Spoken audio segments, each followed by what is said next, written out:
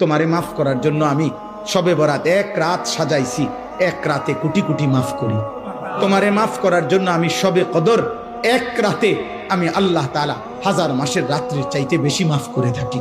তোমারে আমি আল্লাহ মাফ করার জন্য এত বড় শ্রেষ্ঠতম রমজান মাস দিয়েছি, যার মিনিট মিনিট সেকেন্ড সেকেন্ড হীরা মণি মুক্তা মানিকের মতো আমি আল্লাহ সেজদা দিবা একটা, আমার ফেরেশতা লিখবে 70টা।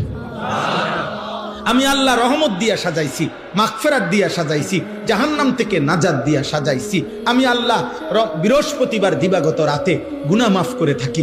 প্রত্যেক দিন তাহাজ্জুদ নামাজের ওয়াক্তে গভীর রাতে কোটি কোটি বান্দা আমি মাফ করি। তাহলে মাফ করার জন্য প্রতিদিন রাত্রে ঠিক করছি, বৃহস্পতিবার রাত্রে ঠিক করছি, শবে বরাত ঠিক করছি, শবে কদর ঠিক করছি, পুরাটা রমজান ঠিক করছি।